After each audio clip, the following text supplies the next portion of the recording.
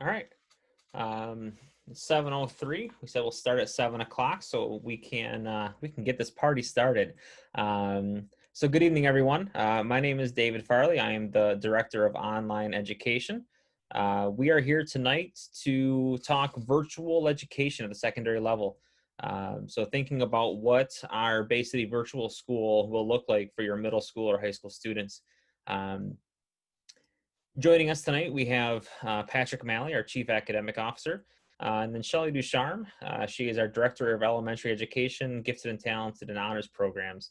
So we're excited to kind of talk through kind of continue the progression. If you've joined us in the beginning, our very first webinars, kind of talk through the progression of where we're going with virtual education. As we started, we were in the very beginning stages, and now we're getting really close to, to getting started here soon with students. Um, so to kind of explain what we're doing tonight, the very first webinar, we went through a very specific kind of idea of what virtual education can look like. And at that point, we were kind of talking in very broad terms. We've been able to narrow down a lot of that since then. Our second webinar, we found that we really needed to narrow the band of who we were talking to. So we split them up into elementary and secondary webinars. So we've continued that for this third round of webinars. Um, so the last one, we kind of did a Q&A format. This time we really feel the need to focus the conversation around what virtual education will look and feel like, and what that process is going to look like.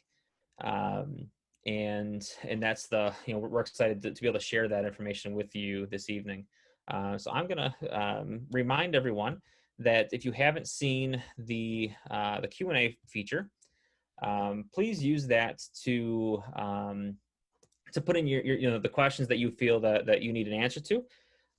We will either do our best to do one of a couple things. We will perhaps we were going to be answering that question later on as part of our presentation. We might be able to answer via typing an answer into that, replying back with an answer, or we just left our elementary webinar and we did not, there were so many questions we didn't have a chance to answer all of them, but we know that those questions have been saved, and we'll be able to either include them as part of a frequently asked questions document, or be able to continue responding that way. So please use that feature to get your questions out there. So with that, I'm going to pass it off to Patrick, and he's going to kind of talk through not just virtual, but kind of set the stage for where our district is right now, and then we'll get into the very specific virtual conversation. Well, thanks, David, and thank you all for joining us tonight. It's been a pretty busy week and a half, to say the least, since our Board of Education approved the return to learning plan that was proposed by the county last Monday night. And we've been meeting quite a bit with principals and district officials in order to try to answer as many questions as we possibly can. But we totally understand and acknowledge that the number of questions outnumber the number of answers that we have right now. And so I just want to talk through a couple of points that I know I've shared over email, as well as on social media, so that I can set the stage for this conversation tonight as best as possible. Up on your screen right now, you'll see the school start calendar is what I called it, that shows graphically for folks what the school year will look like. There were so many models that were proposed by different districts that I think that when the return to learn plan came out from the county, there were a ton of questions about, well, does my child attend Monday, Tuesday, or Thursday, Friday? And so this school start calendar is designed to just kind of put out there for folks, like, we come back on the 25th of August, and we're starting with 2 3-day weeks. That was the calendar that was planned 3 years ago. That's the calendar we have. But that actually works out well for us to think about a slower start to this school year, to help us all adjust and prepare for what that in-person learning looks like. Because I know the question will come up as we get deeper into virtual learning. The virtual learning calendar will mirror the in-person calendar. There won't be a difference between those two, other than one unique feature, and that is that we see in this calendar the existence of a new type of day that we're not necessarily accustomed to, called a remote learning day. And those are scheduled for the last 3 weeks there in September as a way to help students and teachers and families transition back and forth between learning in classrooms and learning remotely. So David, if you want to go to the next slide, there are a couple of different graphics that we put out there along with this school start calendar that I want to elevate here for discussion, because I think that we're all having to learn new vocabulary, educators and parents alike, as we start to think about what this next school year will look like. And so this graphic just defines a remote learning day as a day that we're counting as a school day, but that students and teachers are not present in the traditional classroom.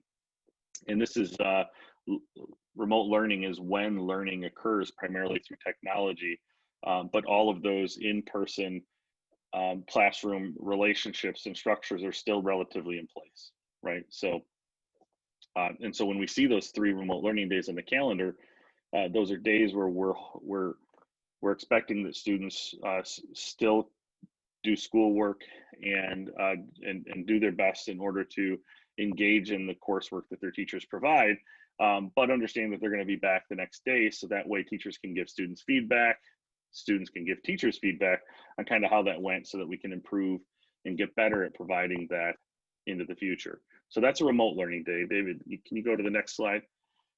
So if you recall the first paragraph of that countywide plan, it said that in-person learning would be blended. And that word sometimes gets used to mean a couple of different things. And so we felt it was very important for us to define that within the context of the start of this school year, so that we all had a common understanding of what we meant at Bay City Public Schools when we say blended learning. When we say blended learning, we're referring to an approach to teaching that uses technology to enhance or improve in-classroom learning. So this would look like teachers providing basic agendas of what's happening in class, resources, homework, activities online, but lessons still being provided in person. And the purpose for this blended learning approach is twofold. One is that since one-to-one technology initiatives existed or first came about, some 20 years ago or more, blended learning is known to be an approach that benefits students, that if they happen to be absent, if they go out of town, that they can still stay engaged with the content for the course.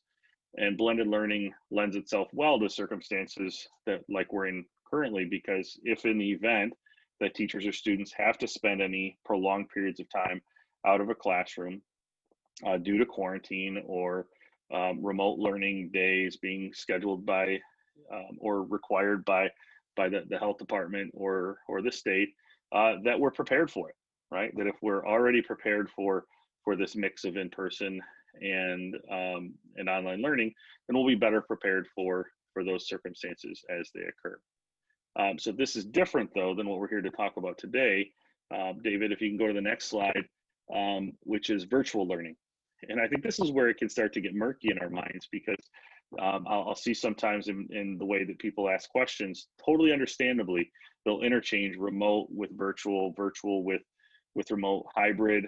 We'll talk about here in a second, and then blended. And so totally understandable. And so the more we can look at and read these definitions and try to form that common understanding of what these terms mean, the better we'll be able to communicate as we move forward through the year. But virtual education, virtual learning is a method of learning where the delivery of content and lessons is 100% online. There may be in-person components to it for support or workshops where the learning gets hard, but the primary delivery method for all lessons is over the internet. And that's really what we're here to talk about today.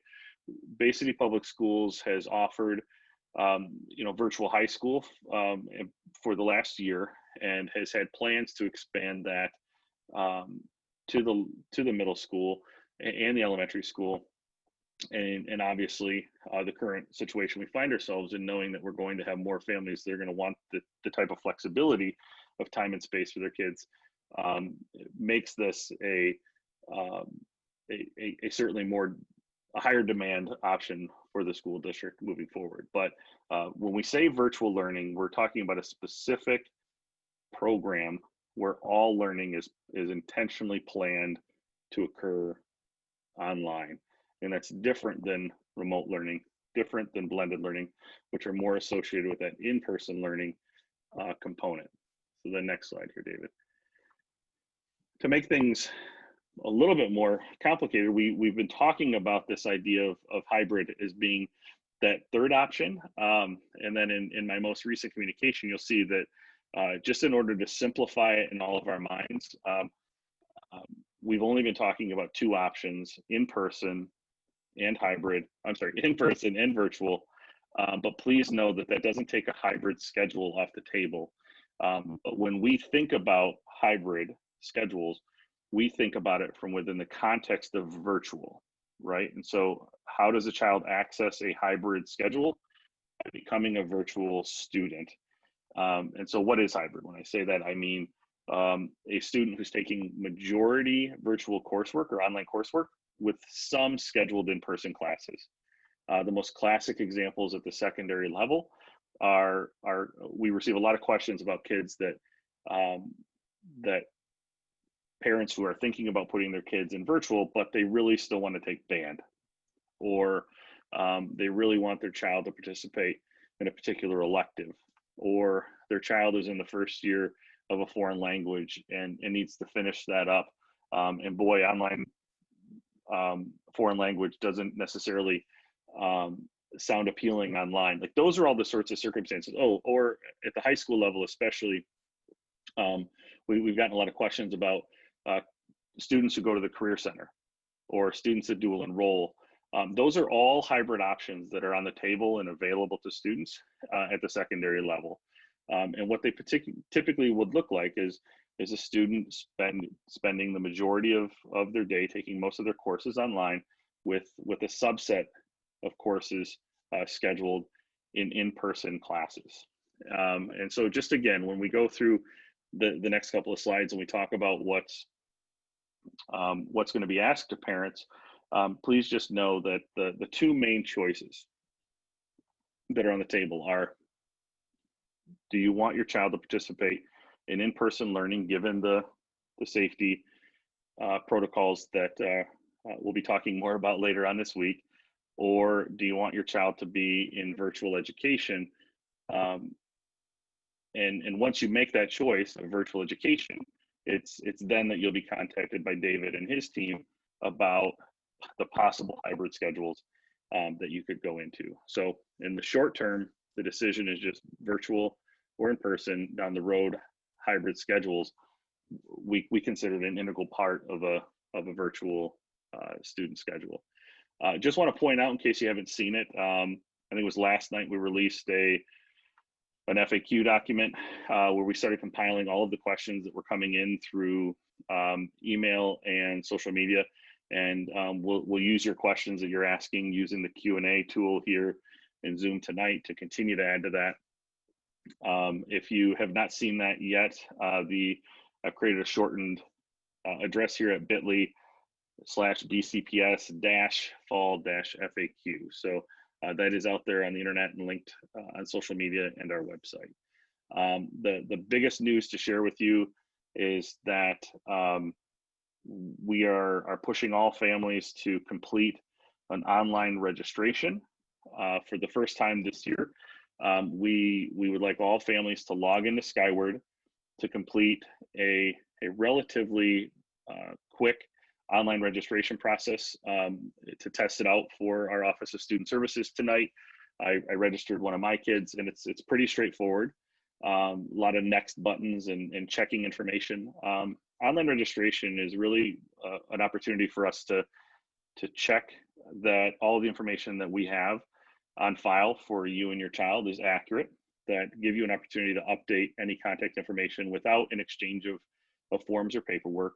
I think now more than ever, making sure that we have accurate contact information is crucial. It's also an opportunity for us to take care of some of the paper shuffling of signing off on handbooks, acceptable use policies for the internet and whatnot at school, and probably most notably, given the time that we're in, it's an opportunity for us to ask parents to select which of those options I mentioned they choose for their children this year. So there's a single page as part of registration where you're asked to say, yes or no, do you want full-time in-person learning for your child, or do you want full-time online virtual education for your child? And those are the two basic options. And once you fill that out, if you say that you would like your child to be a part of the virtual education program at Bay City Public Schools by saying so on that registration form, then David and his team will reach out to you with next steps and take care of all the paperwork and back end stuff in order to make your child a virtual student. And so that's really it. The registration opens tomorrow. Our principals will be sending out the communication of that, and the window is open for registration until the 12th. We are asking for all families to register by August 12th so that we have adequate time to staff if our virtual numbers fluctuate at all. So that's all I have. I'll turn it back to David now to talk to you guys more about virtual education, but Shelly and I will both be in the Q&A module. So as you have questions, feel free to answer them, and we'll either bounce them back to David to answer, or we'll try to type them out as fast as we can to answer your questions. Thanks, David. All right, thank you. So I'm just going to go ahead and warn people. I don't know if you can hear in the background, you might hear my doors are shut, but I have a 1-year-old. It's bedtime at the Farley household, and Rex is apparently unhappy. So if you hear that in the background, I do apologize. But I think I was working on the settings, and I think that I got it at least to a very dull roar in the backyard, or in the background. All right, so let's talk about what virtual education is going to look like. So thinking about those students who are choosing virtual to work, not in the building, but to work virtually. I think the biggest piece, and we bring it up as often as we can, just to kind of show what we kind of feel to be a very important feature of our program, is that all of our students will be supported by Bay City Public School teachers. So we have hired several, and there are probably more to be hired when we actually start to determine enrollment and how many students we're going to have in virtual versus in person.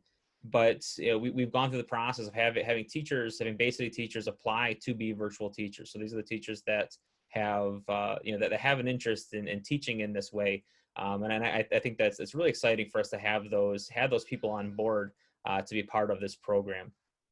So I'm going to kind of go through this. So we have several teachers that we've already hired, and I just want to introduce a couple of them virtually, and kind of just share some of the staff we have, and there are some that have been hired that they didn't get me their bio. I asked for it late last night, and I may not have gotten it in time, but I'll share a few of them. So Casey Phelps, he's gonna be our K-12 virtual PE and health teacher this year. So he's done PE for 13 years and also spent time as an administrator here in Bay City. He's a baseball and hockey fan, and we're excited to have him. We have Jim Brennan. He has previously been a teacher at Handy Middle School, as a social studies teacher. You can see we debated whether or not we should show the picture of Jim sitting next to what Patrick and Shelley thought was a tombstone. But he's certainly a social studies teacher, so that is a memorial or a marker for the Keweenaw Rocket Range up in the UP. So we're excited. He talks about how he's a storyteller, and we're excited to have Jim on board with Bay City Virtual. Ben Tomke is going to be a teacher for us here at Bay City Virtual. So he's done the work as far as becoming, he's got an educational technology background. He's got a master's in educational technology, and he's been a part of our task force getting virtual ready, and we're excited to have him on to help us make this a seamless and smooth transition to virtual education. Tobin Schisler. So he's a longtime science teacher here in Bay City. He's going to be teaching middle school science for us here at Bay City Virtual. So he's been able to spend time both teaching as well as working on the science curriculum end as well, which is going to be a nice feature for us to have. But he's, during the interview, he talked about really finding ways to give kids opportunities to work on problems, but you don't have to do it in person. You can do it virtually, and to kind of work through solving problems. And I'm excited to have him on board. Frankie Milkowski. So she's one of should be one of our social studies ELA teachers here at Bay City Virtual. She's a handy middle school teacher. So she's spent a lot of time in our task force as well. Just a very passionate teacher. Very excited to have her on board to work with our students. Annette Jones is going to be joining us. She's an ELA teacher. She's also spent a lot of time with us on our task force, and really she has spent time in the virtual school this past year. But we're happy to have Annette on board, and she's really brought a nice perspective to our task force meetings, having that previous virtual teaching experience. So we do have some more teachers that we have hired, but like I said, I don't have all the bio information. So we will be putting that up onto our web page as part of kind of getting to know our staff. So now that you've seen some of the teachers, I'm going to go back to a graphic that we shared. I think it was the first webinar we shared this graphic, and we look at virtual school as being a true partnership between school and home. The idea that we have teachers that are going to support our students, that they're going to support our students through the learning, through the online coursework, be able to, to meet with them and to guide them and teach them. But knowing that since they're not in the presence of a teacher in person, that this really has to be a strong parent directed program. As parents or caregivers, you are in charge of the classroom, essentially. That the classroom is wherever the student is, and you really play a big role in helping your child set that classroom up, set that environment up. And you have the unique opportunity to instill your personal education and family values during this process. So whatever your personal your personal family values and your education values are going to shine through this opportunity for you to direct to direct your child's learning while being supported by a Bay City teacher. So we're really excited about that partnership that we're able to go on going forward here. So one of the common common questions that we've gotten is, well, what is it going to look like? What is my what is my child going to do? Is it going to be the same as what they did in the spring? Is it are they going to be using Google Classroom for everything? And what will it look the same as what it did in the spring? So for virtual, we have we're buying into a program or licensing a program called Apex Learning and Edgenuity. Middle school students will use primarily this Apex Learning. This is a new product to our district. Edgenuity has been used in the past for both credit recovery and in our virtual program. So several students and teachers have some experience with that. But Apex is a new product for us that we're excited to get started. We're really excited about the program. So I'm going to show a couple quick videos about Apex. I think the first one's about a minute long and the next one's about 40 seconds long.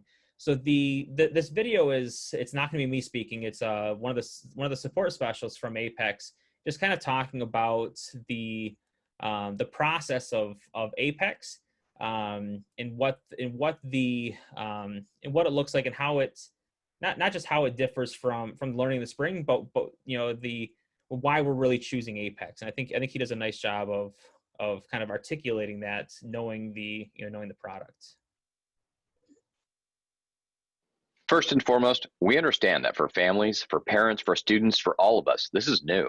And we understand that these are less than ideal circumstances, but I do want to reassure you that your child will continue to learn. They will continue to march towards graduation. And although it may look a little different than it has in the past, it will still be effective. We partnered with your school district to help them move into virtual teaching and learning. For many districts, this is uncharted territory. For us, this is squarely in our wheelhouse. For 22 years, we have provided fully virtual options for students and their families.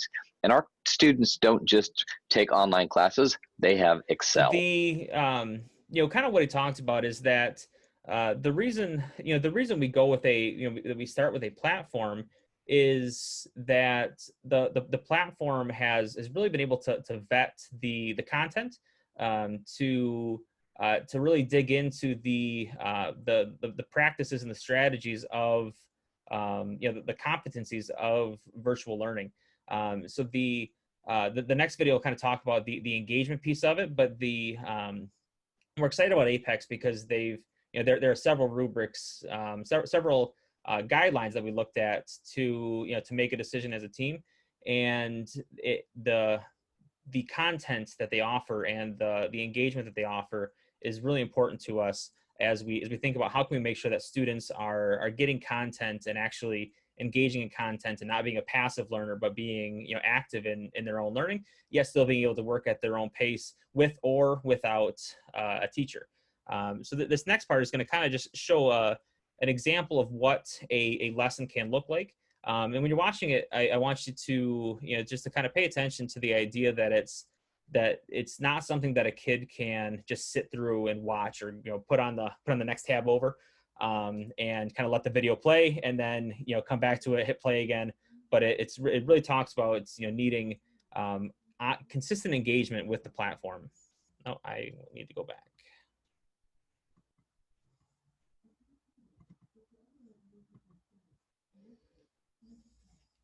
From an instructional perspective, for students to succeed, especially in a virtual environment, we have to ensure that the content that we present to them is relevant and engaging.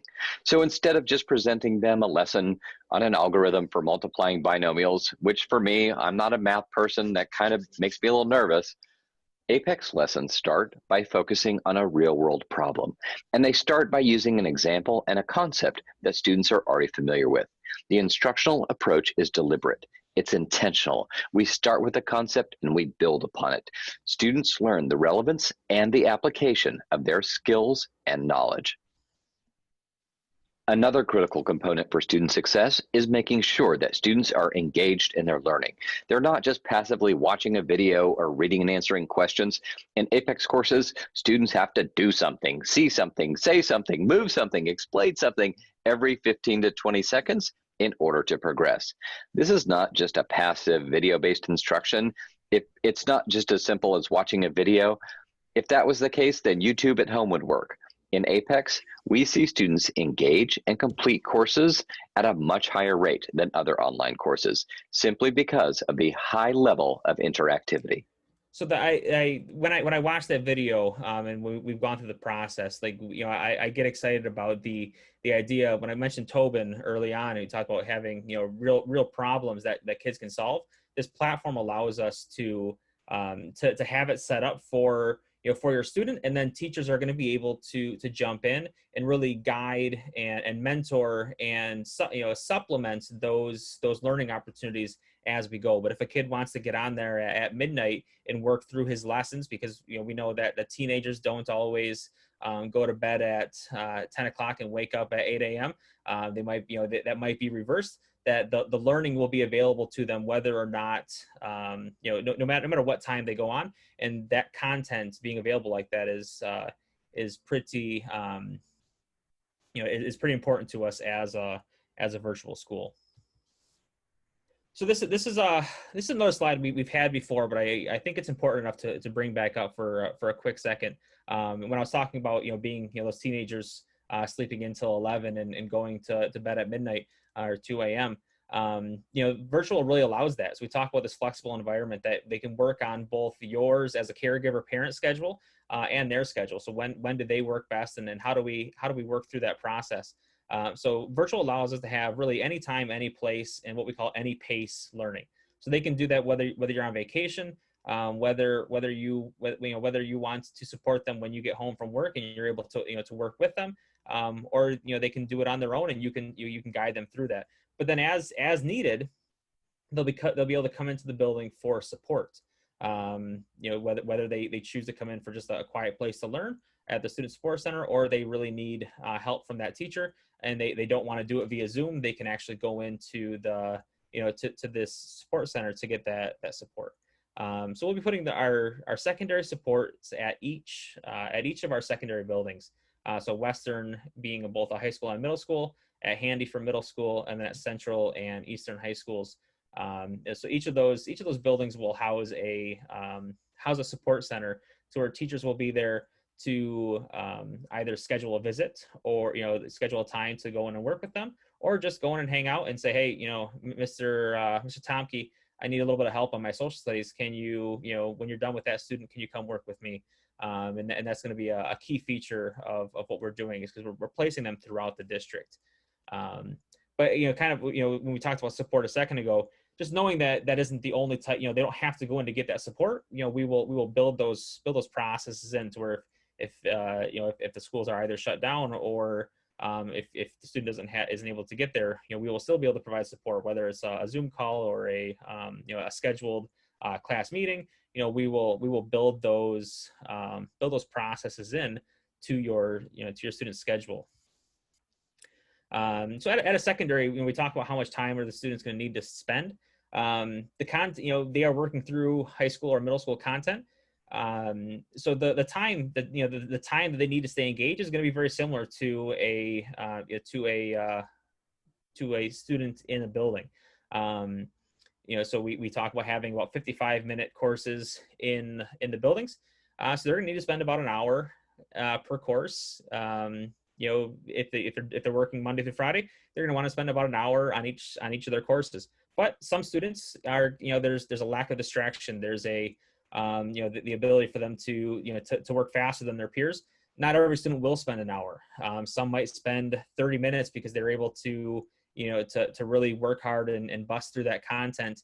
And others might need more time. And that's the beauty of working virtually, is that you're not just working at the pace of the teacher or from bell to bell. You're able to work until you understand the content. And once you've understood and you learned that content, you've learned you've learned your English, you've learned math.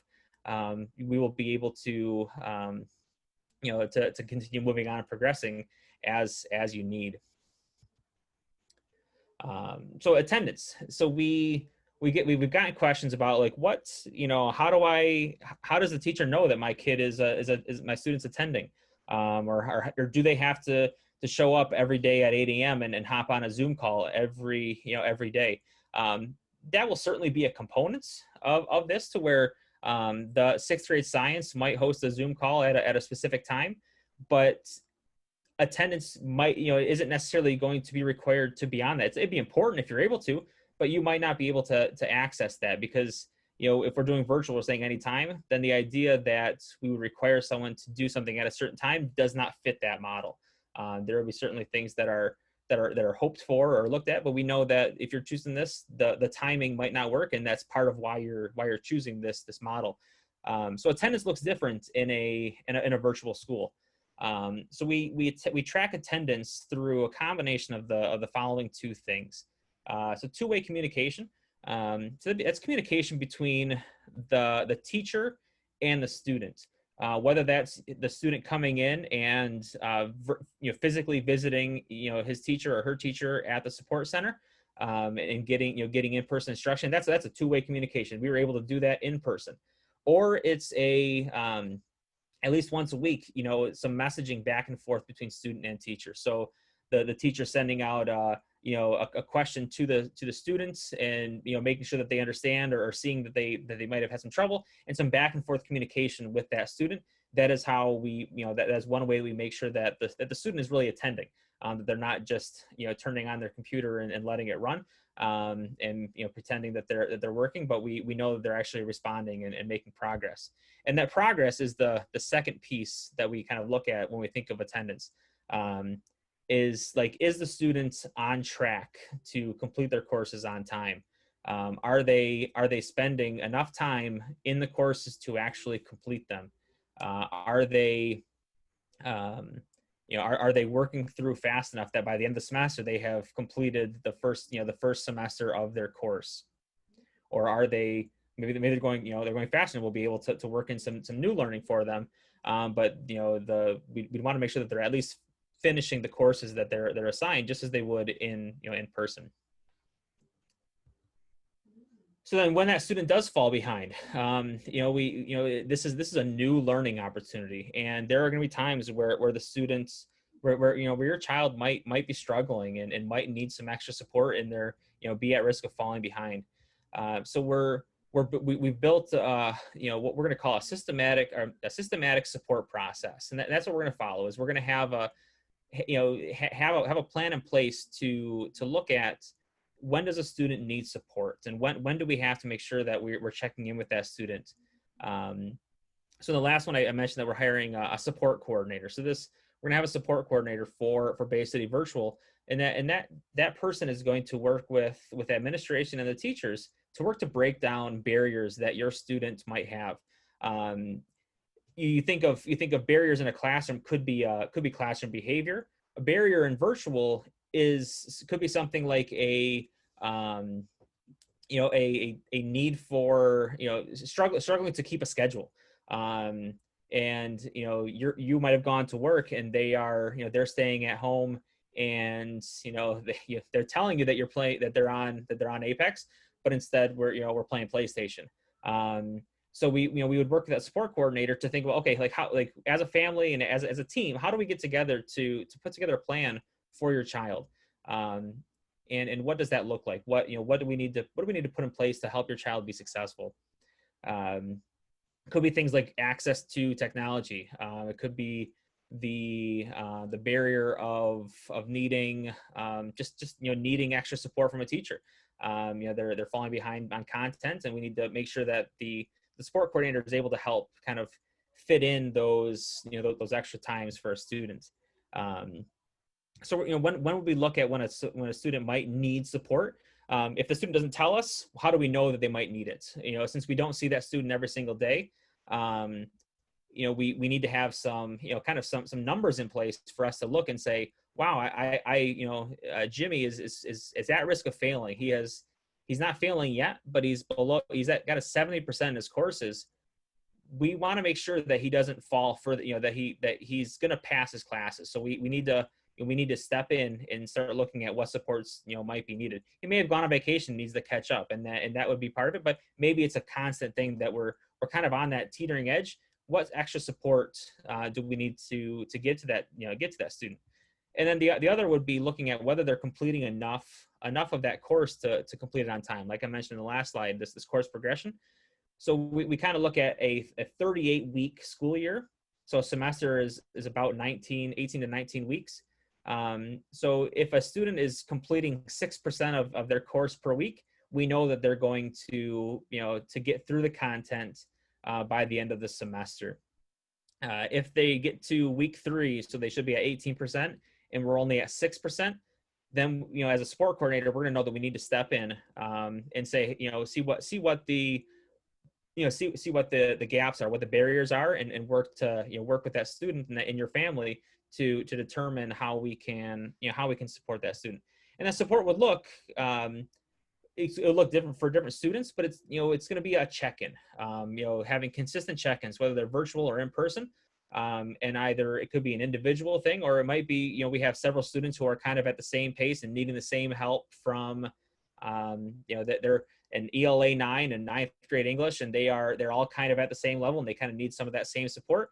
Maybe we'd be looking at having an extra Zoom call for that, for that group of students, or if they can all get to Western Middle School at 10 a.m. on Mondays, maybe we'll look at having them come into Western Middle School at 10 a.m. on Mondays so that we can better support those students, even though they're virtual.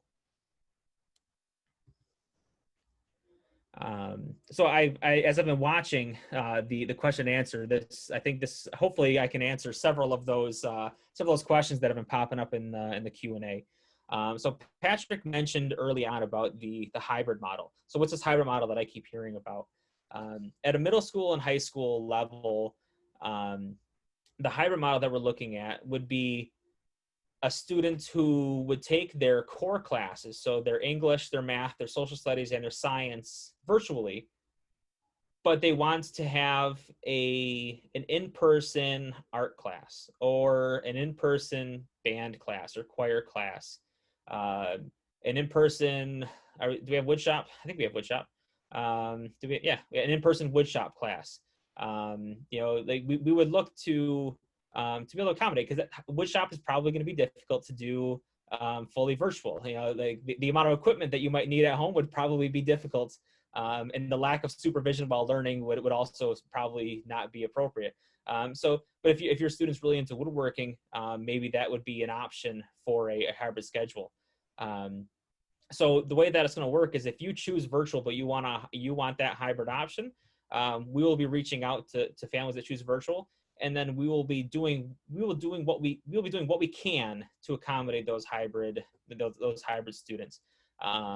But know that if your student has a hybrid schedule, those same requirements, if they were in person, to go to the class on a consistent basis, is going to be important, or else they're not going to be able to have the benefits of having a hybrid schedule.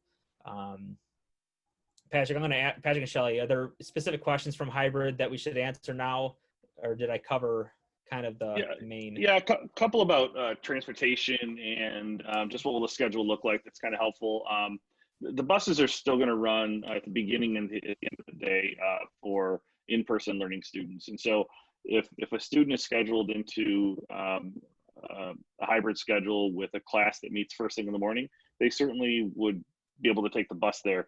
But they're going to need a ride home at the end, because we're not planning any additional routes for hybrid students, because there's just going to be too many starts and stops all throughout the district to be able to accommodate that. And so we really think if a parent's choosing a hybrid option, then either A, the child's going to have to be a high school student with their own transportation, or B, the parents are going to have to arrange for that, which certainly I totally understand can get in the way of the selection of some of our hybrid opportunities. And furthermore, we can't guarantee that every hybrid option that a parent wants to choose for their child is going to align with a perfect time at the beginning or the end of the day to take care of, one-way transportation. So just keep that in mind. And then just in general for the school day, as my wife and I have even thought about a hybrid schedule for my middle schooler. We've gone back and forth on the pros and cons of that. If my middle school, for example, were to still participate in band class, and band was at third period, at Western Middle School, then it would be up to my wife or I to make sure that he has transportation every day at the time that band class meets, to get there. And so if we were to choose that, we might want to choose 2 classes, just so that we're not driving there and waiting 50 minutes for him to come out of band to leave. Or maybe that's what we want, because we're going to go grocery shopping or do something else there. I give that just as an example that hopefully helps you think about those scenarios. They may totally not work with your schedule. That might not meet different families' needs, and that's completely understandable, which is why another question that came up, David, was just this idea that, what if we want them to go all virtual? Are you still offering virtual classes online? And yes, that's absolutely. Our goal is to provide a full menu of course options for students to take online. There are the 2 vendors that David mentioned, and as kids come up with, as the program grows, right, we hope to grow in some of those offerings and to be talking to those 2 providers to be able to be as flexible as possible. That's one of the benefits of working with those platforms like that, because it does provide students more options, but also, importantly for us, backed by a teacher at Bay City Public Schools, for answering questions, making sure that students are keeping up on work, so on and so forth. So I think that's about it in the hybrid realm. David, unless Shelley, you saw anything else. All right. So then we will move to, and maybe I should have switched the slide around, because now I probably could have answered a few more, but we'll do this part and then we'll go to the next slide. So the questions, some of the other questions we've gotten are things like, my student is in the gifted and talented program, or I guess the honors program, or their special ed, and those are unique circumstances for for different children. So the virtual is allowed to be very very personal. So if your student is an honors student, say they're coming into to seventh grade, and they're an honors math student, the content can be adapted to make sure that they are getting so typically a seventh grade math honors student would be receiving eighth grade content. So we would we will know the students who are supposed to be getting these honors students, and we will modify their coursework and the teacher that the teacher that they might be working with for eighth grade math, and we will assign the appropriate classes just as they would have in their Western or Handy schedule. We will mirror that schedule on a mirror that content on a on the same level. The special education and 504 plan students. So these would be students that might need different supports or actually extra supports through either an IEP or a 504 plan. So if your if that describes your student, just know that virtual education can be for anyone. But the idea would be that if they have an IEP or 504, is that there's probably some modifications or some some adaptations we might need to make to that IEP or to that 504 plan. So we need to meet early in the school year to determine, and I had 3 minutes in between slides to change it, and I did not change the and. So meet early in the school year to determine any modifications needed for the plan to be successful virtually. So we would just have to determine what do we need to change. Do we need to do we need to set up consistent check-ins with our special education teachers? Do they do we need to provide some supplemental learning to your student, or in some cases the accommodation really could be virtual, and that's the need for modification takes care of itself with virtual. We would want to make sure that to make sure that we can meet, to make sure that your child can be successful in a virtual format. So this is the question. I probably should have moved it based on the hybrid schedule. But we get a lot of questions about, can my student participate in the Career Center or dual enrollment at Delta? So this kind of fits with that hybrid idea of, do they need to take every class virtually? The answer is yes. That absolutely your child can participate in the Career Center. If they've already signed up through either Western or Central to go to the Career Center, then they will still be able to do that. And then we would look at their schedule and determine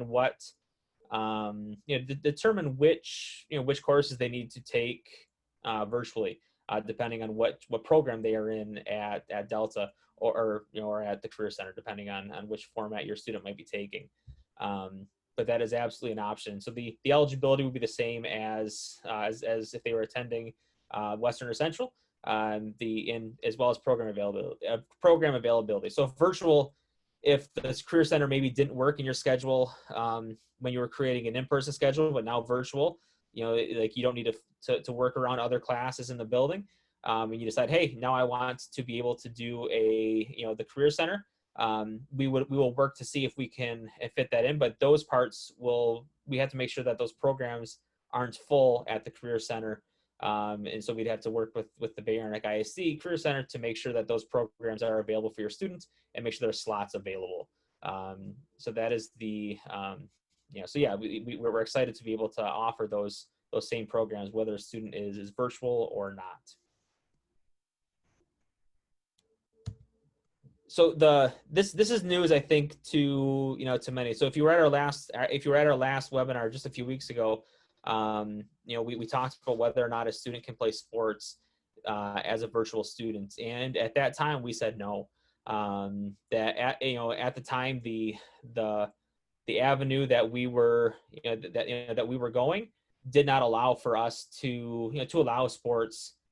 But we've been able to, we've been able to find a way to allow students to play sports. So we're excited that if your student was, played basketball at Western or Central last year, they can still continue to do that as a virtual student. They will still be attached to Western or Central, and they will still be able to participate in those sports. That's a really exciting thing for us, because there are just so many benefits to to being able to be part of that full student experience and be able to participate in athletics, even if you're a virtual student. So we're excited to be able to change course in that and provide happier information to many disappointed families, and saying, yeah, your kid can still play football. So we're excited about that. One thing, David, I just want to add that the team that your child would be assigned to would be the resident school. Did you go into that at all? No, but I was looking at my notes before I changed slides. Oh, good. Yeah. I just want to make sure that people know, like if you live within the Western high school, Western middle school boundaries, then that would be your resident school where your child would be able to play sports. Same with Central. So the only thing with that would be if you have school of choice or building choice, if you live in Western and you actually attend Central, or vice versa, you would basically, so if you wanted to decide, well, now that I'm virtual, I can go attend and play for that basketball team, just know that the transfer rules, the MHSAA does have specific sport transfer rules, and we have a link to that on that frequently asked questions document, because all of those are very intricate transfer rules that we wouldn't be able to articulate in a webinar here, but we'd have to reach out to our athletic directors on each case. But just primarily, you are going to want to stay at the school that you are attending. It's going to be much more difficult to do that. What should be helpful to parents, though, is that with that, the athletic directors at each of the high schools and our middle school athletic director can help navigate some of those questions. And which is why that news that we're going to be leveraging the schools athletics for the virtual program is good news to parents, because you don't want David Farley and Patrick Malley answering all of your sports questions. So we're excited to be able to offer this and to be able to reach out to those folks for help. And then, so just one more thing with that: if you're those same transfer rules, if you are coming from another district, those same transfer rules will apply, and we will have to work with the athletic directors to determine that eligibility to play sports. And I think that is all for me right now. Shelly, I think you're up. All righty. I was just finishing a parent response there. So very good questions coming in. So we have been spending the last couple webinars and our time together this evening, talking about the school considerations, and trying to give you an idea of what we will have in place and what programs will be available to help you make that decision. But we also think it's really important that we support you and provide some of the parent considerations or topics that you really need to discuss as a family, specific to your child that you're considering a virtual learning environment for. So we just want to be really clear that there's those parent considerations, keeping in mind that in the spring, when we had that COL plan or that emergency plan, the learning and the instruction that we provided was basically review opportunities. They were lessons that for the most part we felt students could complete on an independent or their easy level, because one, we were in a crisis situation that happened very quickly. Two, not knowing what level of support our students had at home, not knowing what devices or internet connectivity issues they had. So that had a very different focus. This virtual program does not have that same focus. It does not have that same purpose.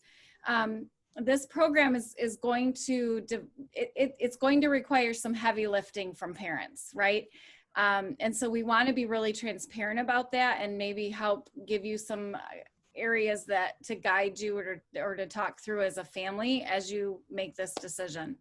So as you can see on the slide, there's really 4 areas we'd like to highlight for you.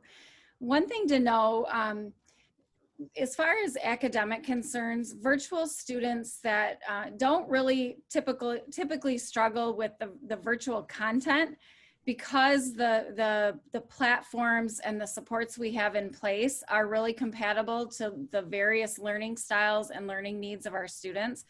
Just like David said, if it's a student that has an IEP or a 504, or the other end of the spectrum, a student that needs some accelerated pacing or some extra challenge, that all supports those academic needs, where sometimes the academic struggles come into play with our virtual students really would be in looking at whether or not your child is intrinsically motivated to learn. Do they have some time management skills already developed? Are they pretty tech savvy, or just embrace technology, or are they apprehensive or nervous that they're going to break a device, right? You want to think about that when you're making this decision. Does your child accept you as a parent and as a teacher? And I used this example in our previous webinar. So I have been a teacher, and I have been a principal. I've been my son's principal for many years, the poor kid. But in our remote learning situation in the spring, it was a struggle having to have me as his parent in that teacher role with him again, right? And so while he is a great student, he was resistant to me being that teacher role again. So it's different for every child, and it's just something you want to consider. Obviously, especially in the teenage years, pre-adolescence and all those good years that we're dealing with in the secondary world, you want to think about the emotional needs of your child. Do they thrive on social interactions? And if you do choose a virtual setting, can you be assured that you have them set up in either club sports or clubs or things that they're still going to get those social interactions they need? Again, do they resist you as a parental guidance regarding their academics, or do they embrace that, right? Is this going to be a struggle every night when you ask them to go through their learning, or will they openly share with you? There's also, especially at the secondary level, there's a concern or sometimes the idea that students that have anxiety or some pre-existing maybe depression tendencies, oftentimes those families feel, oh, that must mean they need to be a virtual student.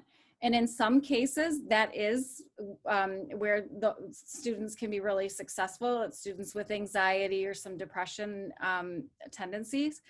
But there are also students that have those characteristics that when they're in a virtual setting, that it actually exasperates those feelings, and sometimes they isolate themselves even more. So you want to consider that regarding your child, and you know your child better than any of us. And so these are just guidelines or topics to maybe talk about and think through when making the decision. This one is, it feels like I'm stating the obvious, but the physical needs of our kids, working from home for me has been a challenge in regards to, I can have 2 or 3 hours go by, one meeting after the next, and I realize I didn't even get up to get a drink of water, or I have this headache, and it's not because I've been staring at a screen, it's because I forgot to drink any water today. And in the school setting, we have those built-in breaks regularly throughout the day where kids are either carrying water bottles or they have passing time where they grab a drink from the fountain. So some of those obvious things that can create a challenge if you're not prepared for them in a virtual setting. And then of course, the last is the environmental needs. Making sure that you have the ability within your house to set up a defined learning space that's free from distraction. very different mode of learning if you get up in the morning and you grab your device and you plop on the couch and you watch TV while you're doing your lessons, compared to you have an alarm set for 9 or 9:30, grab your device and you go to your learning space or your area that you have set up. It does have an impact on success. Do you have that ability to oversee the accountability that is necessary? Because as David mentioned, this is a family decision, and families do need to be able to support and interact and help children follow through on assignments and lessons, or getting them to a student support center. That came up as a question. What if I can't get my child to the student support center? And that is a very real concern, and something that you'll want to consider as a family when you're making this decision.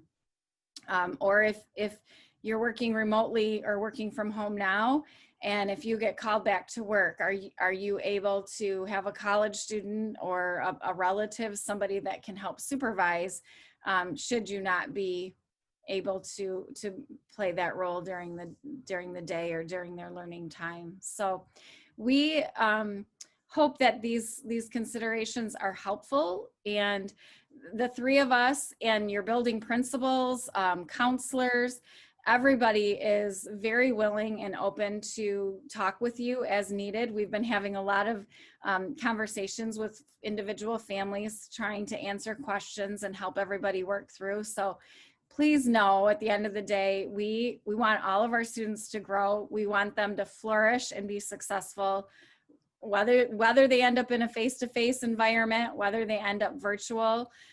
We just want what's best for them and for your families, and we're here to help you and support you the best that we can. Thanks, Shelley. David, I just want to acknowledge that Shelley and I both been trying to type away, and looks like we've answered actually 94 questions tonight during the webinar. I'm certainly going to try to give my hands a break here, a little bit on fire, but we really appreciate the questions. But I just want to also acknowledge that there are 55 questions that we weren't able to get to, right? That we know that the questions are going to continue to come, and we will do our absolute best to try to collect those questions and to try to give you all the best answers that we possibly can. There was one question that I want to answer live, and that was because it's coming up so quickly, and I know is on people's mind, and that was about orientation. Handy and Western Middle School both posted information about their orientations coming up in, I think, next week, right? And I'm sure that, or in the next 2 weeks, I should say. I've got to go back and check those dates. I just saw them today, but I know Western High School and Central High School will be doing the same. And if your plan is to sign your child up for the virtual school, I think that and your child currently attends one of those buildings or was planning on it, I do think it's wise to still go to that school's orientation for pictures to be taken and other things that we're not necessarily going to have in place associated with the virtual school, and we don't want to miss out on. So we are still in the planning phases of what it will look like. When we first started this venture, if you attended our first webinar, we were thinking that the virtual secondary school would be much more separate than we're now conceptualizing it. But now that we've got these centers in buildings in each one of the secondary buildings, we want to make sure that students still feel some kind of connection with those buildings. So attending those orientations will be helpful. One of the things that we benefit from through these webinars is that not only is this call recorded, so everything that we've been sharing can be shared with others that weren't able to come, but also the Q&A that you all have been providing is also saved in a text document that we can go back to and reference and provide answers to down the road. So, David, I'll share this with you, and we'll continue to update the FAQ. And I'm assuming this will not be our last time seeing you all. So This is the last event we've got on the calendar for the summer, but just knowing where we're at and what kind of questions are still out there, I'm sure we'll be planning another event here in the future. David, I'll leave it to you if you got any other parting words for everybody, but thanks for me for all of your time and patience tonight. No, we went past the time that we said 7 to 8 probably, and we don't want to keep families away from either dinner or whatever whatever avenues you need to be doing on a Tuesday evening. So just thank you for joining us. Feel free to reach out to me. I'm sure I've corresponded with many of you. I just ask that you give me some patience. My email inbox is filling quickly. So I would love to be able to say that I'm going to respond in 12 hours or 24 hours. But I finally caught up from emails on Friday this morning. So I believe that I have answered every email through Friday this morning, and I was mostly done through my emails from yesterday. But most of them today I haven't had a chance to even open up yet. But that is the nature of the urgency that you all have, and we understand that. And we wanted to make sure that we do what we can to answer your questions. So thank you so much for joining us, and have a great evening.